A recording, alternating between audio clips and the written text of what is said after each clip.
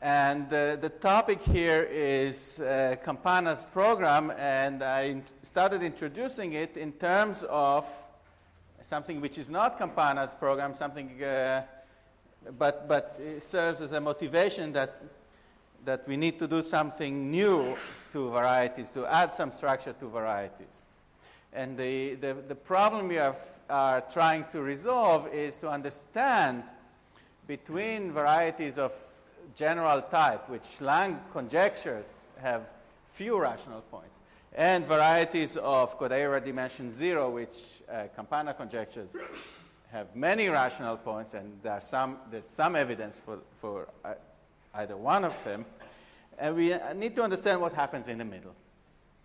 And that's the topic of Campana's program. It actually suggests a resolution. The resolution is in the nature of what Darmon asked last time. We notice that it is not the case that we can tell whether a variety has many rational points or not just by checking if it has a dominant map to a variety of general type. But what Campana says is instead of a variety of general type, we should look for other dragons of general type or something of the nature. And once we do that, we should have the complete answer. Okay, now there are not dragons, there's something else. So the first example that we had was the surface S2, and I put this just to remind you of this warning here. The surface S2, which was obtained as a quotient by a Zemo 2 action of something, and the surface S2 looks something like this. It's an elliptic surface over P1, and it had a certain number of double fibers. So to make them double, I'll draw the fiber double. So this is just suggestive. So there are 2G plus 2 points in P1 where the fibers are double. And we went back to the work of Darmon and Granville, which tell us that what we need to consider is the fact that this map from S2 to P1 factors through this orbifold P. The orbifold P, which is what I called the square root on P1 of D. So let me just tell you a little bit about, people ask, how do you define orbifolds, or to be precise, algebraic stacks? And let me just tell you bluntly, I'm not going to define algebraic stacks in 3 hours, okay? Which is what I have left. The complete definition, that's ridiculous. This is like asking, can you give the foundation of the theory of schemes in 3 hours? Okay? So I hope Andrew agrees. Where is Andrew? Okay. So, all right. So, but what I can tell you a little bit is, so let me move this a little bit. I can tell you a little bit about what are maps.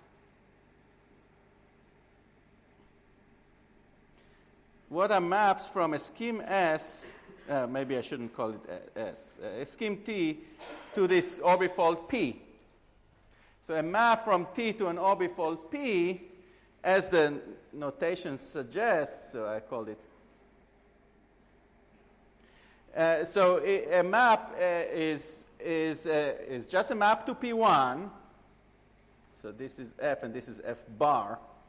So I have a map to P1 such that up to a unit, the defining equation of D becomes a square. So to be precise, a map F is given by the following data. Is a map F bar from T to P1, a line bundle L on T, and a section t in h naught of TL.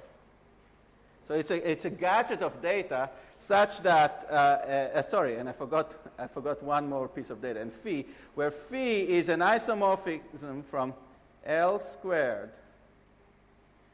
with f bar upper star of O1, sorry, f upper star of OP1 of D. So you pull back the divisor, then L is a square root line bundle, and T is a square root of the defining equation. And so phi of T squared is the defining equation. Is a f upper star, sorry. Okay? So basically up to units, the defining equation becomes a square. And if you think about it, let's just look at the generic case where T does not map into the divisor D. These 2G plus 2 points. Then in this case, all that it means, if D is irreducible and does not map into D, all that it means is that D becomes a double divisor. So f bar upper star D is twice some other divisor, which I don't know what to call it, E. Okay? So, a point of this crazy orbifold is a point of P1 where the divisor, a schematic point of P1 where the divisor becomes double, essentially. And we'll get back to that when we talk about integral points on such things. Well, maybe I should say, so in particular, if I consider P and I spread it out over spec Z, let's say, so I spread it out like this. So when should I consider a rational point on P1 to be integral? So if I have a rational point on P1, it corresponds to a section. Where was my red pen? So a rational point corresponds to a section.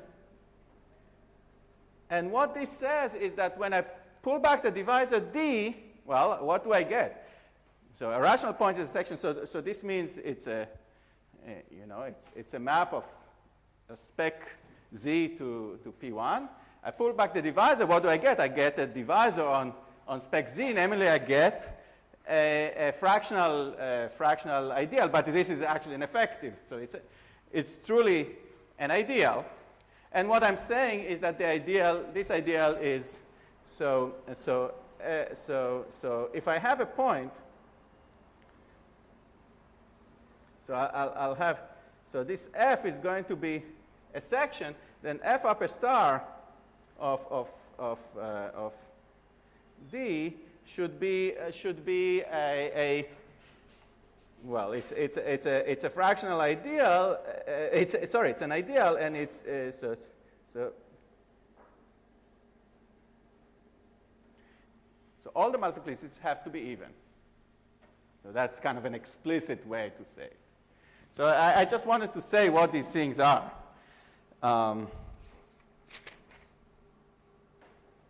Okay, so let's go back here. So Darmon and Granville said that using Chevalier-Weyl, this is, once you have this description, you can just go and do it. It says that an orbifold curve has potentially dense set of integral points if and only if the codiagonal dimension is less than 1. And one crucial point is that since S2 maps to P, then integral point on S2 map to integral points on P.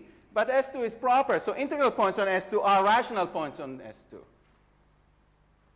So if P is a rational point, so this is the same as S2 of OKS. There's nothing here. But if I extend S2 over the OKS in such a way that the map still exists, and of course after inverting some S, after enlarging S, I can always do it, then the image is going to be an integral point. I have only finitely many points here, therefore so this completely explains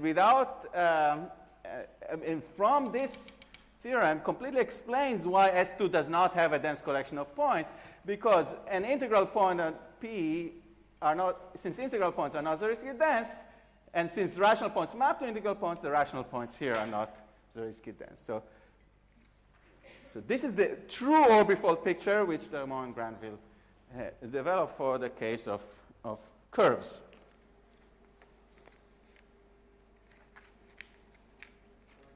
So, say again?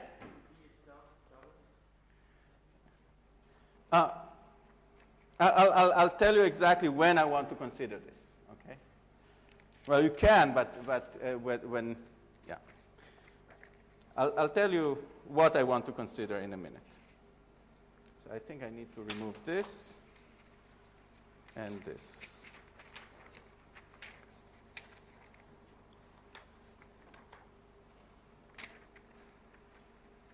So here comes Campana.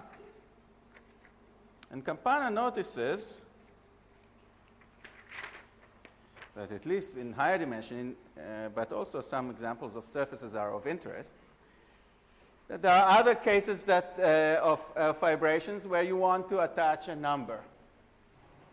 And the question is, what should we declare the structure to be given when the fiber looks like x squared times y cubed instead of just x squared? So when we had, I removed the picture, we had double fiber, the function down on P1 was x squared. That's what made it to be a double fiber. But what happens instead if you have, now I need another of these, if you have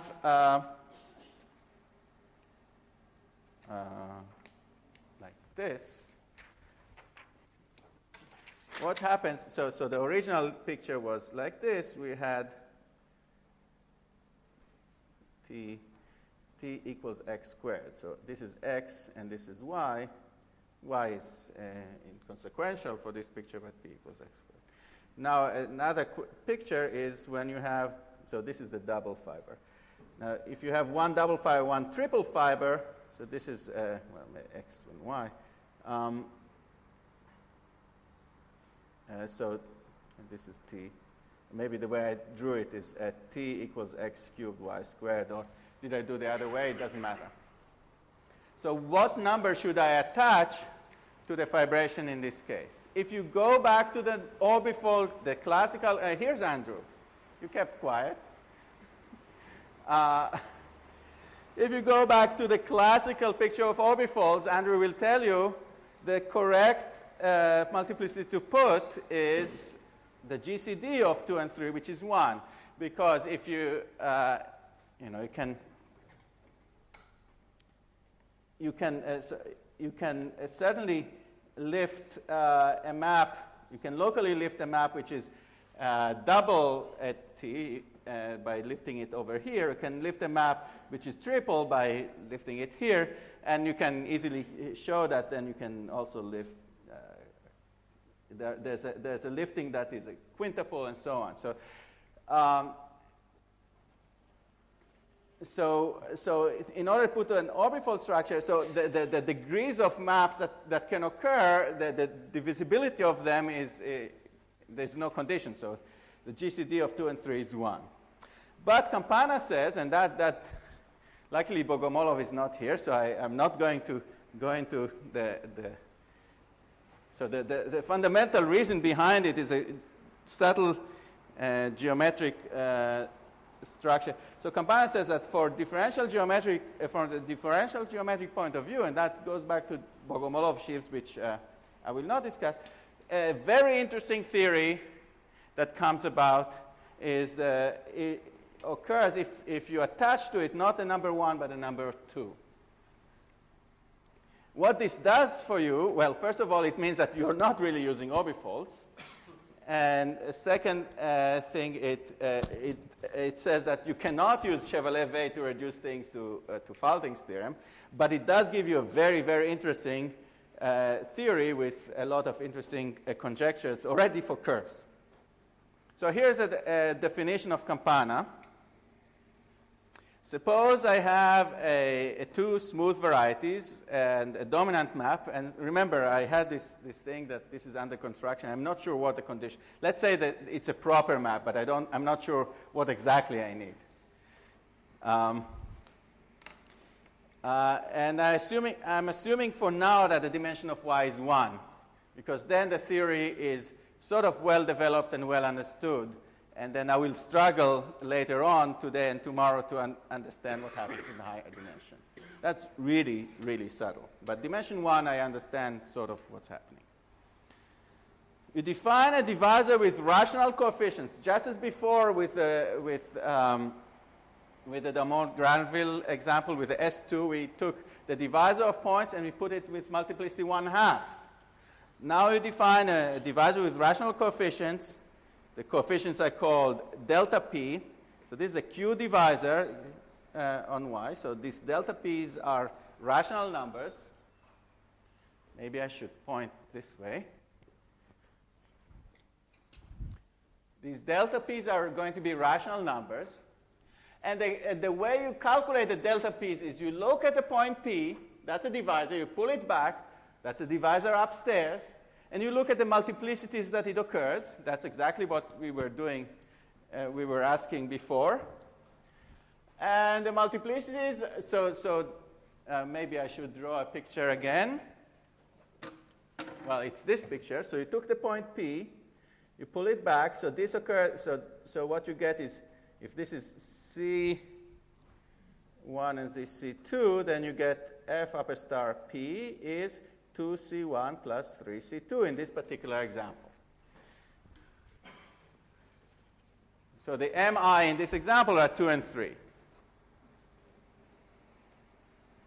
So CI are just the components of the fiber taken with reduced structure, and the MI tells you in which multiplicity they occur in the fiber.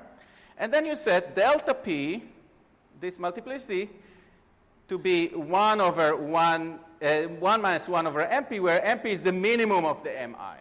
So you take the minimum rather than the GCD. That's Campana's crucial departure from the classical orbifold picture.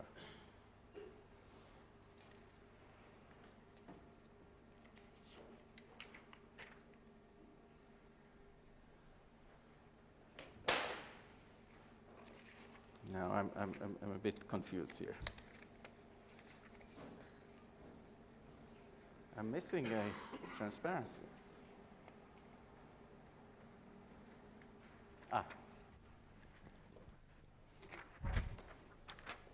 Go ahead.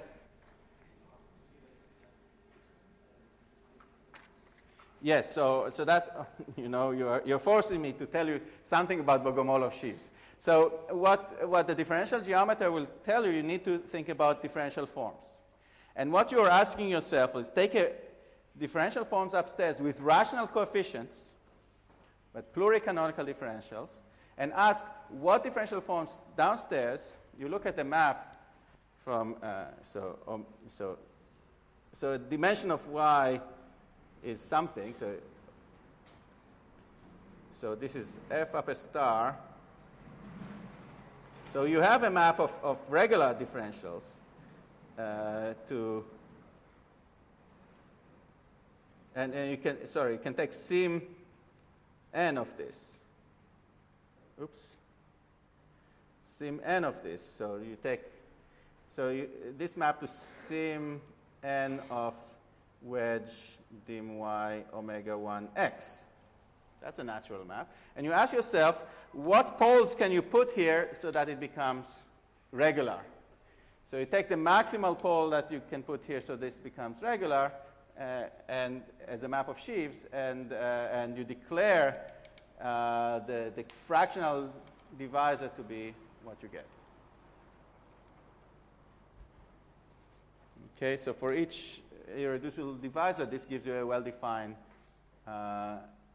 integer, multiplicity, m. We'll get to that in higher dimension. Okay, so these are what's known as Bogomolov sheaves. These canonical sheaf on Y with rational coefficients such that it becomes regular upstairs. This is a Bogomolov sheaf. But I'm deliberately not going into it.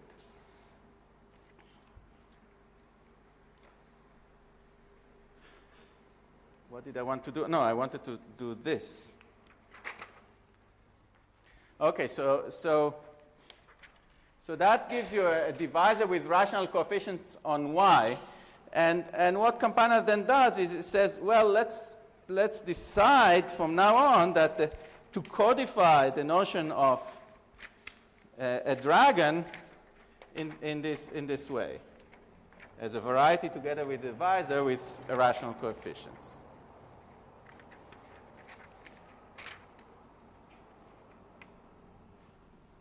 Okay, I already have it upstairs. Okay, so a Campana constellation curve. And the one thing I need to correct here, at least the notation should be parentheses on both sides. A Campana constellation curve is by definition a curve y along with a q divisor where each of the coefficients are rational numbers of this form. The kind of coefficients that occur in an orbifold. So Campana actually called, okay. And the Campana constellation base of a morphism from x to y is the pair y with this divisor, where that divisor is obtained in this way. So whenever you have a map, you have a canonically defined Campana constellation structure on the variety y, on the curve y. So as long as you have a curve downstairs, this defines for you.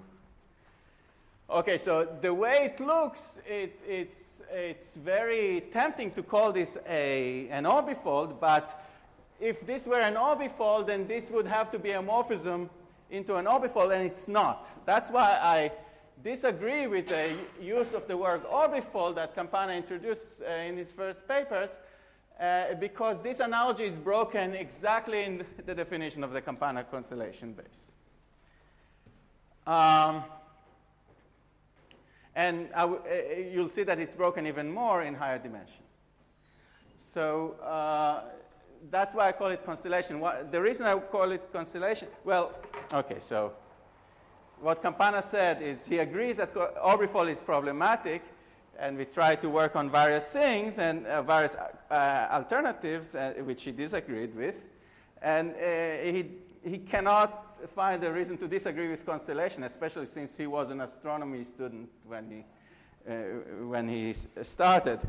And what the picture I see is think of y as kind of the heavens, and you see these divisors, these points with different these are stars with different intensity. And it will become even more compelling when you do higher dimension.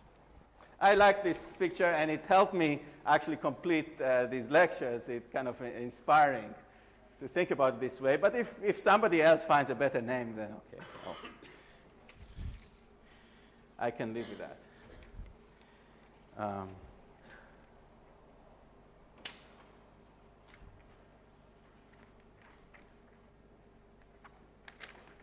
Yeah, so remember the definition. This you really want to have in your notes. So a Campana constellation is a variety with an orbifold type divisor, and the Campana constellation base of a morphism is given using the minimum rule. So if you think of a map of curves, then you can do the in analogy so when does a curve map to a Campana constellation? So if X is also a curve, then what this says is f upper star of each one of the pi is going to be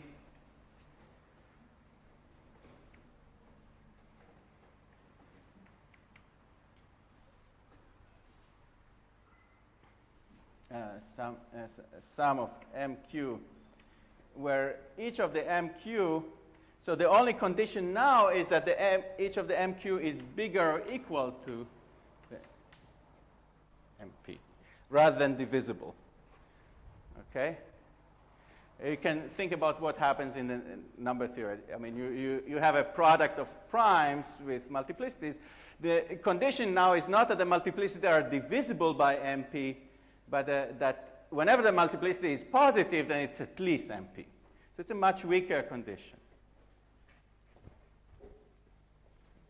We'll get to that. Okay, so now let me point out that Campana's definition deliberately does not distinguish between the structure coming from a fiber of type x squared equals 0 and fiber of type x squared times x cubed equals 0. What I will do later with the notion of firmaments supporting a constellation is I will say that, in fact, the firmaments are different. The firmament is not just a number, but a whole semigroup inside the positive integers. But we'll get to that. So in this case, a semigroup is going to be the even integers. And here is a semigroup generated by 2 and 3, which is all the integers except 1. All the positive integers except 1. All right, so we're getting there. Okay. Now we can do some differential geometry before we do arithmetic.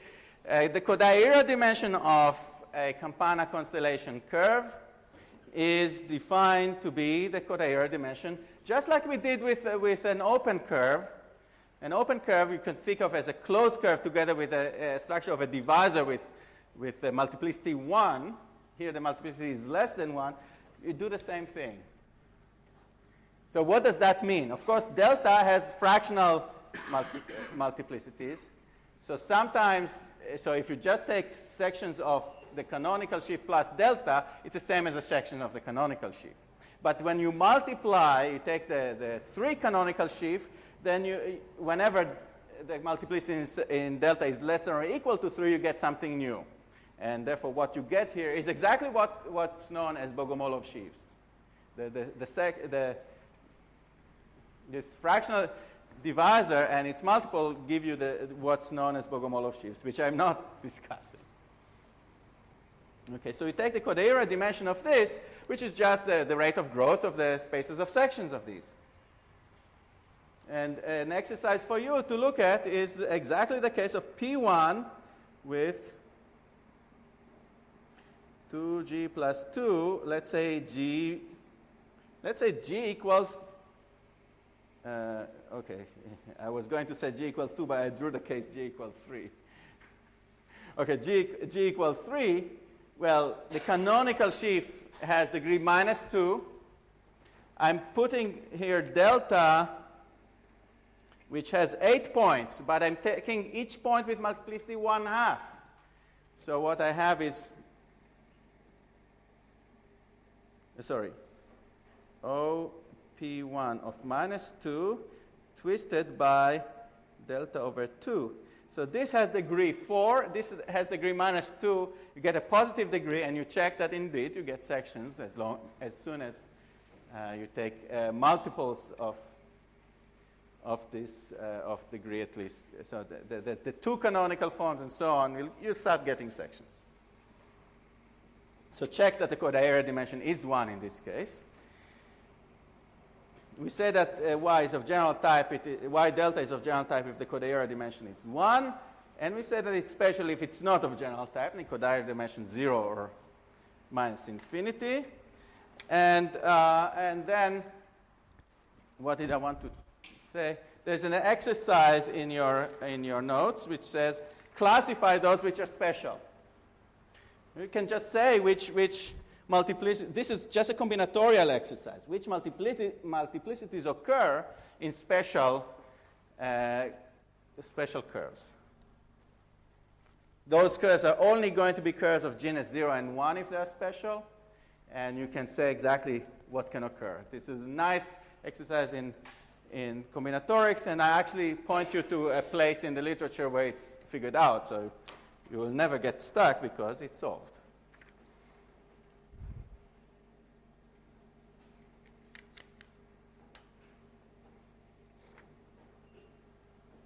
I'm confused. And the reason I'm confused is, okay. So now I can do, arithmetic.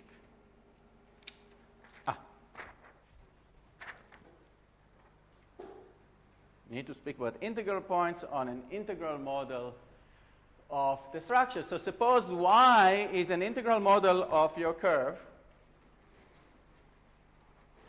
Let's just take this particular example. So I'll draw it like this. So here's a P1 with, and just for simplicity, I'll take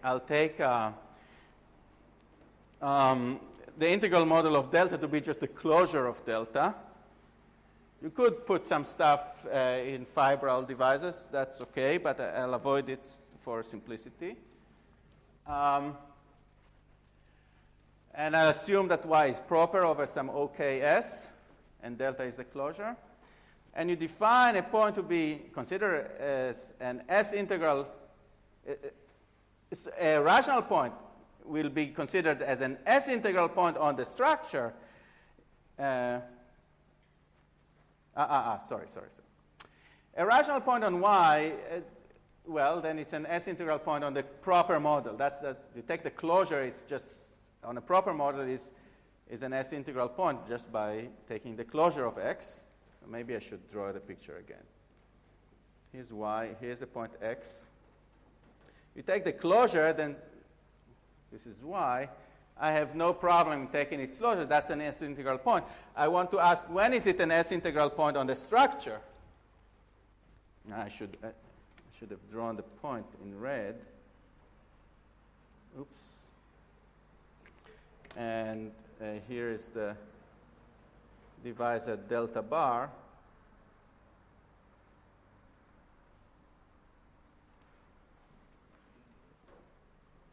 This, for the time being, I'll only make the statement when x is not in delta. When I say for the time being, in these lectures, I will assume that x is not in delta.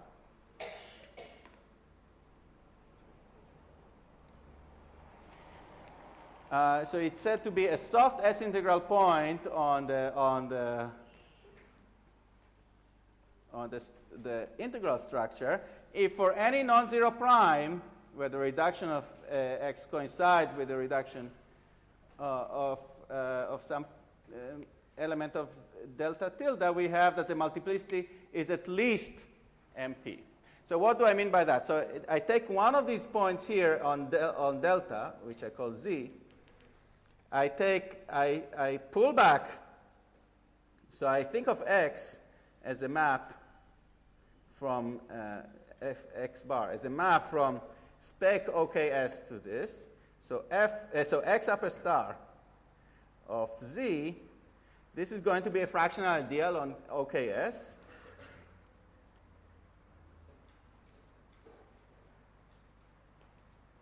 So these are primes. These are not the p's. These are Weierstrass p function, the notation, the ones that number theorists like this curly p, which I cannot draw. I'm sorry. So pi to the mi, and the idea is that mi is bigger or equal to m sub z. So this should be a z here.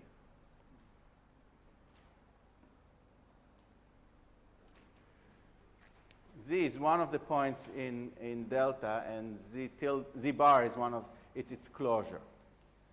So this is all that is saying, which is what is suggested by the definition of a map.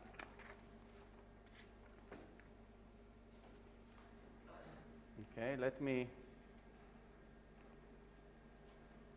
remove this.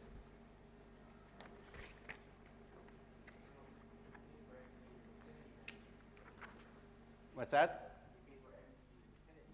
Yeah, you can throw in the cases of open curves by allowing mz equals infinity. Then it just says that it does not reduce, never reduces to z.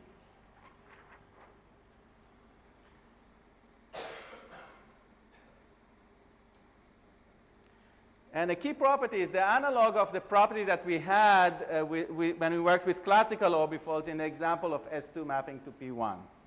We assume that x to y extends to a good model, script x to script y, so that all the ramifications remain constant. Then the image of a rational point on x, namely an integral point on the model script x, is what I call there a soft S-integral point on. So the reason I call these soft is that so this is a weak restriction. Later when I introduce firmaments, I will have a stronger restriction which I'll call firm S-integral points. Soft S-integral point on y with the model y with the model of the delta. With delta, I'm taking here the delta f. So this is I'm taking the canonical Campana constellation structure on the curve y, and I'm spreading it out.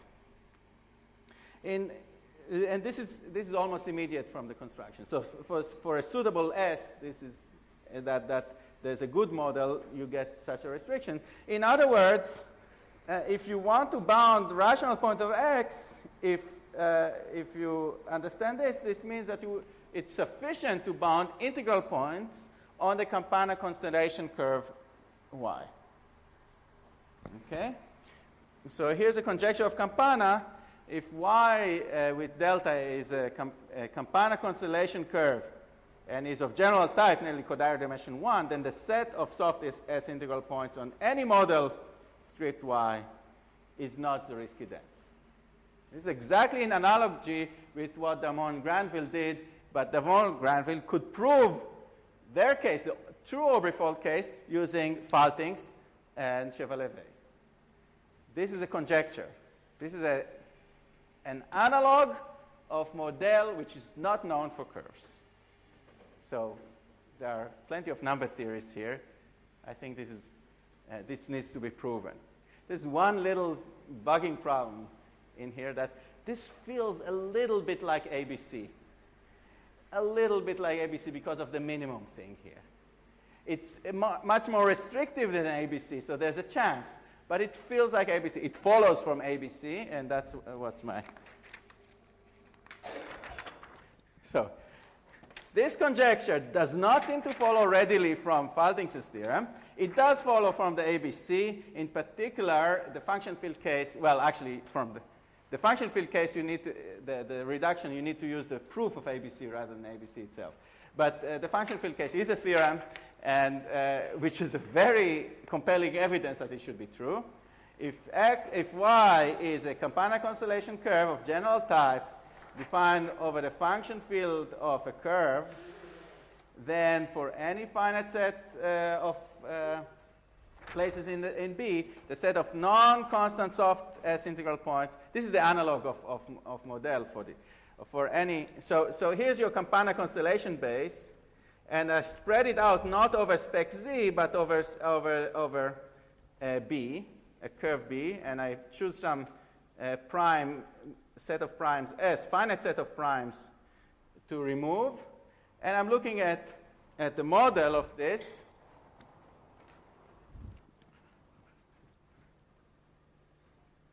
I put my sigma here. This is a sigma tilde. This is Y. This is S. And I'm looking for, I need another color.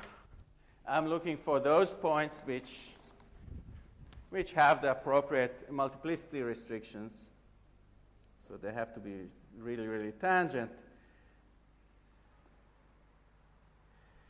Well, there's no condition here, but, well, there's no condition here because it's in S, but here I have to have multiplicity and so on. So I'm looking for those points which have sufficient tangency with sigma tilde, as dictated by the structure delta. And it's you know, when this is P1 with 3 marked points, it's easily proven from the usual ABC over function fields. if you have P1 with more points or an elliptic curve, you need to do something similar to the proof of ABC of a function field, which is actually easy. So read in Campana's paper and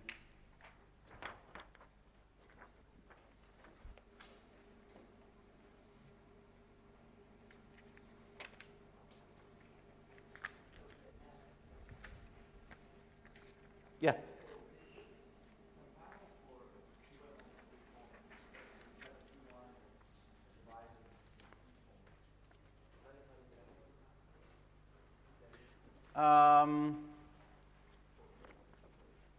So over number fields, yes. So there's one case of interest for elliptic curves, but then by a simple branch cover trick, you can reduce it to a case of P1. But not, sorry, but is it with 3 points? I'm not, no, it's not with 3 points. You need to work up to 5 points. There's a finite number of cases, but if you have ABC, then you can fold these points over. The problem is that these points have different multiplicities, and you cannot reduce it to Campana because there are different multiplicities, but ABC allows you to do that. Now I have completely messed up the order of things.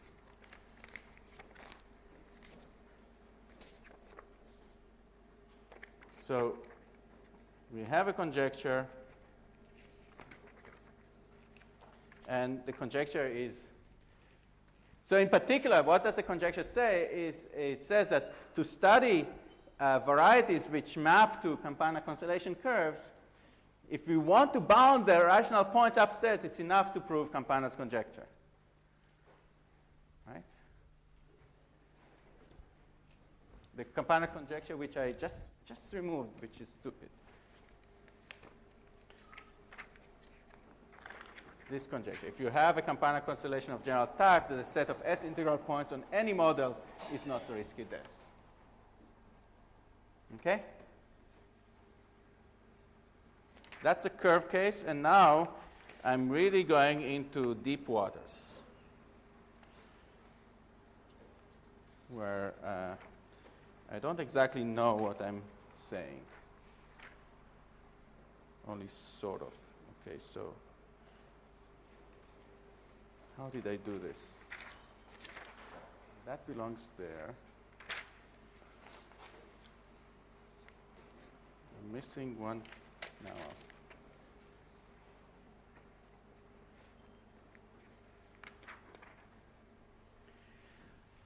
Higher dimensional Campana constellations. Here's the problem with Campana constellations, and that's why I have these extra slides here. Campana constellations are really well suited for curves and for understanding things on curves. If you do just divisors, if you try to mimic this definition for a variety of higher dimension, say you have your map from X to Y, you want to, so here X is something big, and say you want to, it's not hard to attach multiplicities to divisors on Y. We'll do this in a moment. But the problem is this does not specify the structure in codimension 2 where the divisors intersect. So there's a serious problem in defining structure in terms of divisors in codimension 2 or more. And for that, what I'm doing, what I suggest, so Campana just says, I'll have a structure for Y just in terms of divisor. If I choose a different birational model, I have a different structure. And then he needs to take a limit over these structures to say something about the fibration. What I want is, given the fibration, I want to already give a structure on this particular Y, so I don't need to. And in order to do that, I need to understand all modifications of Y. So I need to replace the notion of a divisor by something which takes into account higher codimensional situation. And rank 1 discrete valuations are a good notion, I believe. So What I'm defining now is what I call Campana constellations. Remember that later on I'll have something underlying it, which I call firmaments. So this is the first iteration. There will be a second iteration. A rank 1 discrete valuation on a function field is just a discrete valuation. So what is it? It's a map from the multiplicative group to Z, satisfying the usual inequality of valuations, and with equality if unless they have the same valuation where the sum might have a cancellation. And just for completeness, we define the valuation of 0 to be infinity. And the valuation ring is just all those elements of the function field whose valuation is bigger or equal to 0. That's the usual thing we do with discrete valuations. And YV is the spectrum of the discrete valuation. It has a unique closed point, which is called SV. A special case of a rank 1 discrete valuation is one that is obtained from a divisor. In fact, not just from a divisor on Y, but on any birational model on Y. So this one rank discrete valuation is called divisorial if there is a birational model Y prime of Y and an irreducible divisor D prime on Y prime, such that for all X, the valuation is just the multiplicity of X on that divisor. We know what the multiplicity of a function along a divisor is, and sorry, you have a question. K of 1 and K of 1. Thank you.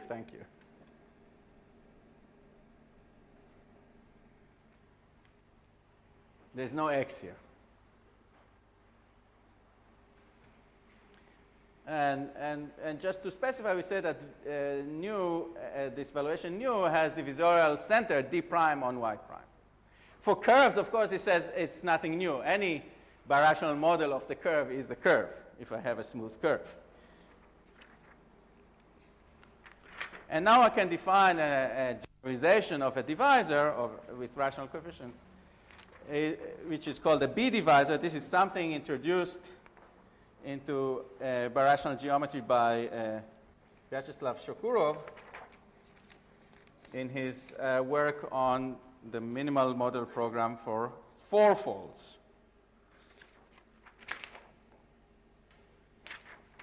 How did I do that?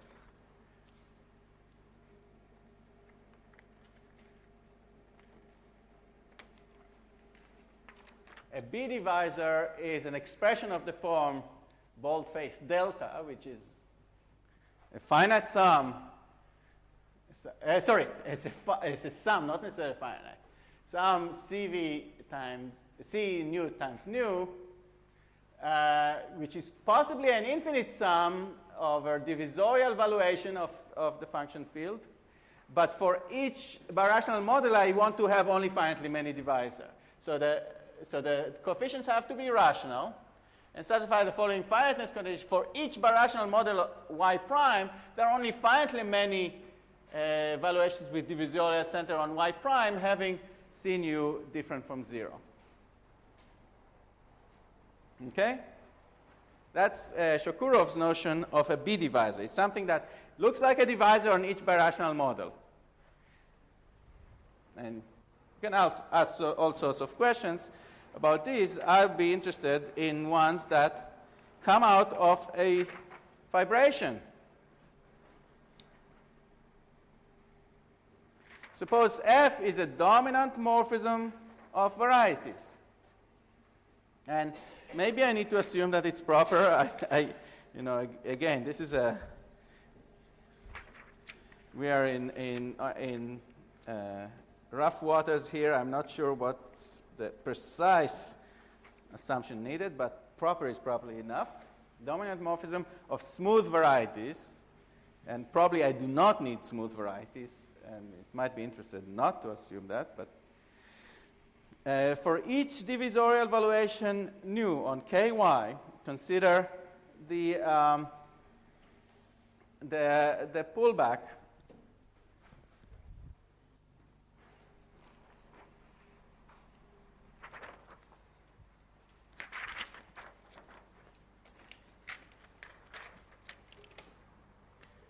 So I have x going to y. And so I have a divisorial valuation, so I have some kind of a germ of a variety.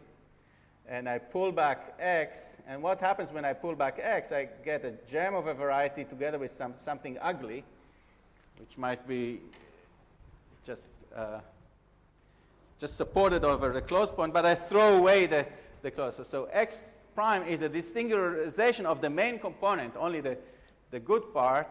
So I take this and desingularize it. So this is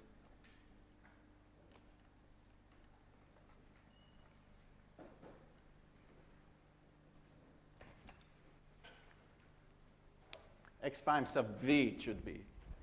X prime sub v is a desingularization of the main component of the pullback. So you can actually write down a diagram. You have x to y, you have a yv, and you have x crossover yv. And then you make a desingularization of, so this is the new, any desingularization.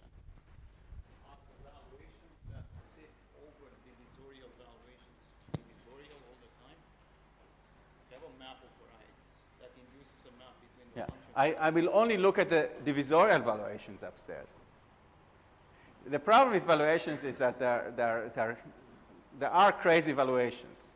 Already in C2, if you take, this is a classic example. You have a rank 1 discrete valuation defined in terms of, so take the graph of the sine function and restrict the polynomial to the graph and see what its multiplicity is at 0. Now that's a discrete valuation, but it's not divisorial. It's in essential way analytic. Okay, so there are many divisorial valuations.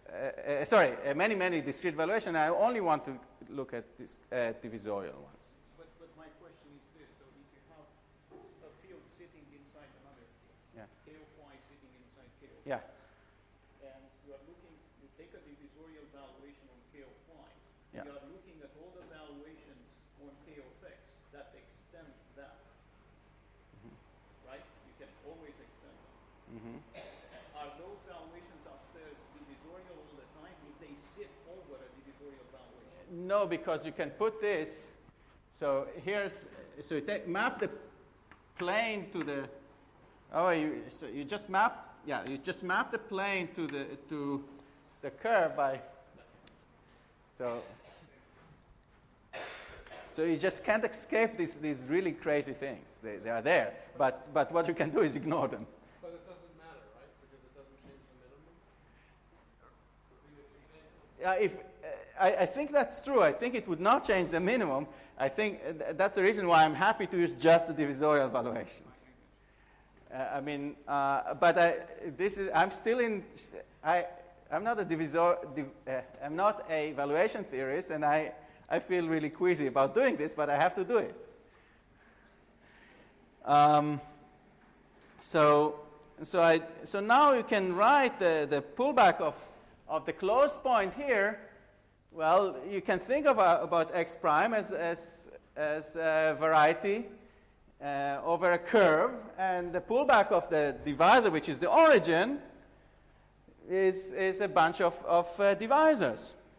So the bunch of divisors with certain multiplicity. Then you do the same thing. You take the minimum of the mi, that's called m nu, and you take delta to be the associated orbifold type number. Then the Campana B divisor on y associated to the dominant map is defined to be just in terms of this delta v. So this way I can produce a B divisor for any morphism, which includes all the information of all birational models at the same time, because it's a B divisor. Now, so if you look at Hironaka and Zariski, so the space of all valuations on a function field is the risky Riemann surface of your variety. And things that work on that, people have used celestial terminology to describe them. You think about the valuations as little stars, and each one of the y's as the kind of picture of the heavens that you see with a sufficiently strong telescope. If you get a stronger telescope, then you make a birational transformation. It's like taking a blow-up and you see more valuations.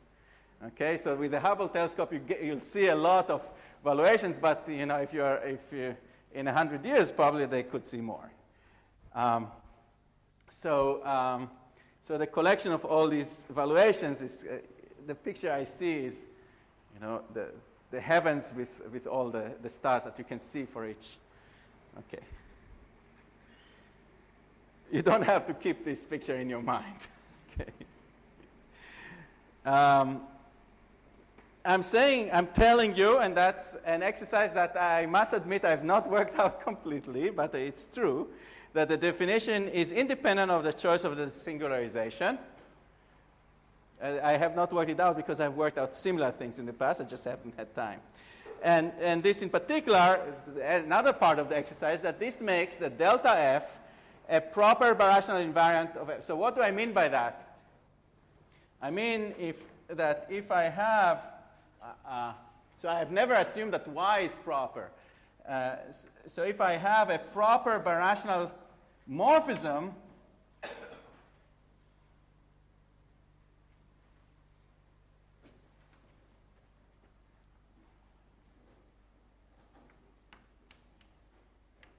and maybe Y1. So this is proper birational.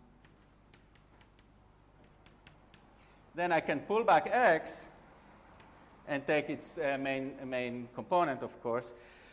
And what the delta that occur here and the delta that occur here are related to each other by saying that they are the same. The same valuations occur with the same multiplicities. The point is that the set of divisorial valuation is the same from here to here. So you can actually compute it. There does exist a y prime where you can actually compute it correctly. Compute what? The delta f. Yeah, you can compute it as yeah. Like as long as the discriminant is normal crossings or something like that. Well, I'll get to that. That's probably true, but what I really understand is when the map becomes a toroidal map. Then I know that you can compute things from there on. I see. So it's not quite a general B divisor because you don't have to It's not a general B divisor. carry out the So now I define the B divisor associated to a morphism, and I define, and now you might really hate this, a general Campana constellation to be a variety with a B divisor which looks like that in the sense that locally in the Hotal topology of Y, there is a map X to Y that gives you this divisor. Okay? So this is my definition.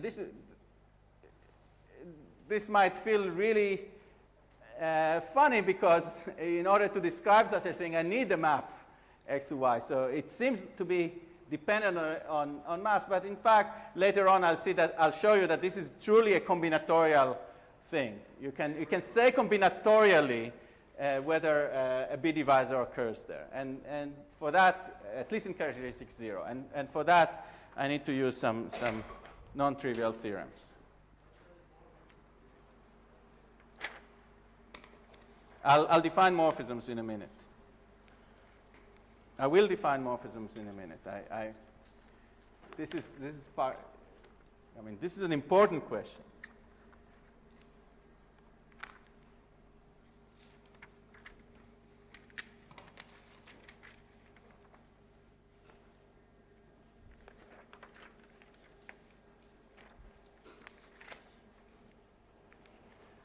I see that my time is basically over. And so let me just say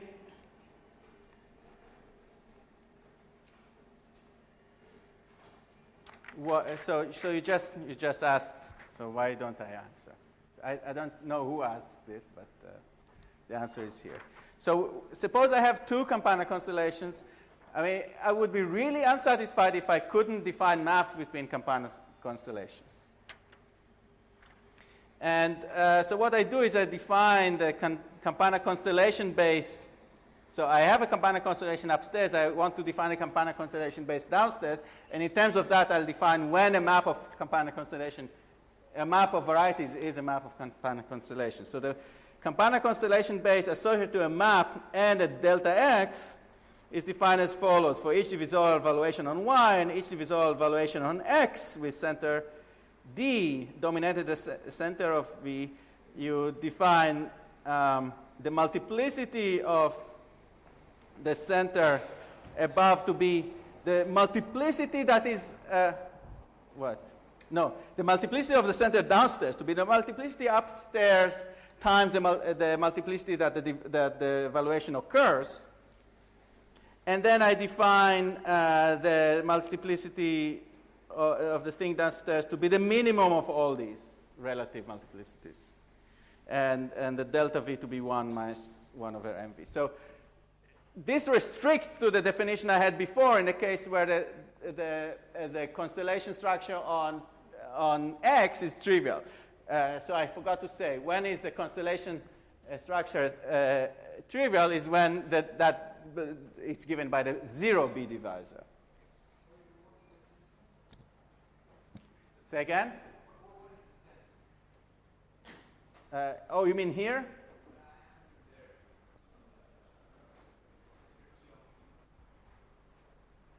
Okay, so remember, divisorial valuation is the valuation associated to x to y is a map of Campana constellations if the multiplicities have this inequality. If the multiplicity, if for every valuation downstairs and any valuation above it, the multiplicity downstairs is not more than this relative multiplicity that I computed here.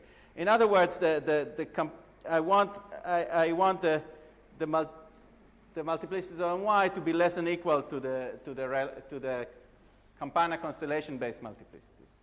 The divisor to be less than. So it's always the case that Campana constellation maps to the trivial Campana constellation of the same variety. And this just generalizes it. And I think this is a good place to stop because now I defined for you a category.